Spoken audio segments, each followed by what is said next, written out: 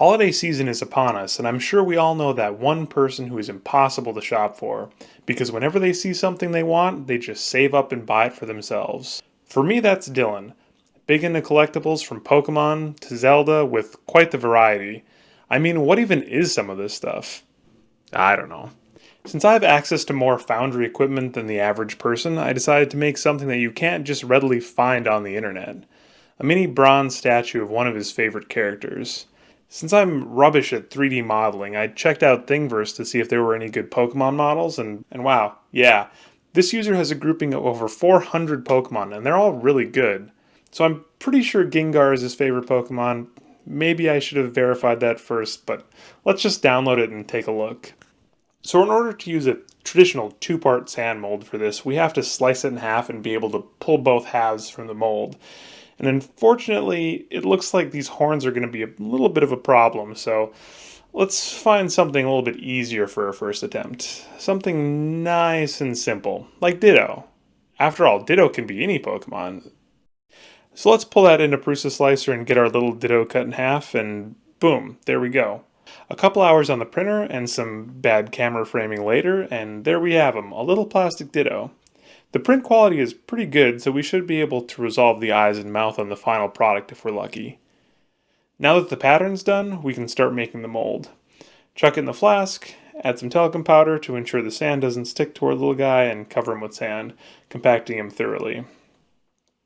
Flipping him over, we can expose the first half of the pattern and realize we didn't include aligning pins in the model. So normally patterns are made in halves that interlock so one half doesn't shift away from the other while compacting the sand.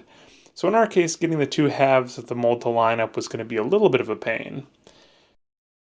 To solve this, we used some super glue and permanently affixed the two halves of the pattern together, carefully making sure there was no shift, and let it set up completely. Once the glue had fully set up, we resumed filling the other side of the flask, starting off with some talcum powder again, adding a few scoops of sand, and fully compacting it. The top of the mold was smoothed out and a sprue was pushed through to provide a pathway for the metal into the mold.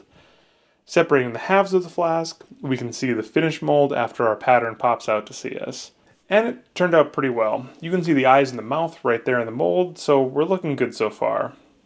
Some final touches, cleaning away the excess sand from both halves, cutting in a gate to provide a pathway for the metal to get from the sprue into the Ditto indentation, and then cutting a cup on top of the mold to help with the pouring process. And then we're done. For the bronze casting part of the process, we can use a small induction furnace since we don't have to use too much material.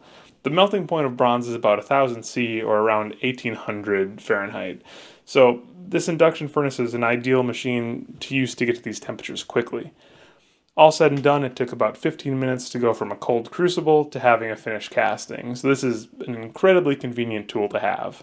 This small unit melts about 2 pounds of material, more than enough to do a couple small molds at a time. Once the material is melted, we strain off some of the slag and go to pour, rapidly filling up the small Ditto mold, and having some spare bronze to go towards another project. After the mold cooled for an hour, we were able to break it open, and there he is, smiling away like nobody's business. Cleaning the rest of the sand away and taking a closer look, he did pretty well overall, but tragically it looks like we caught a little bit of residual slag right by this right eye. Oh well, let's clean it up and see what the finished product looks like. First to the saw to cut off the sprue, and then to the grinding station to finish off the bottom surface. A bit of finer grinding then to clean up the edges with some light touch-up work with a manual file. We're looking at getting the Ditto clean, but we still want to retain some of that raw cast look and texture. Just getting off the high points with the file.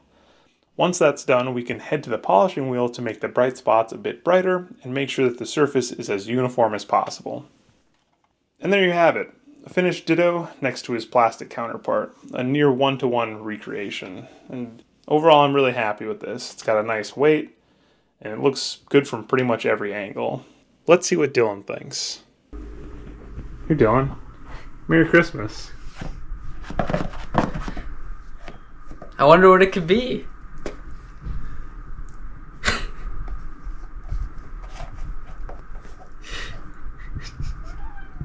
It's a really heavy gold Ditto. Oh, number 24. You fucking kill someone with this. Well, that's another holiday season wrapped up. Thanks for watching.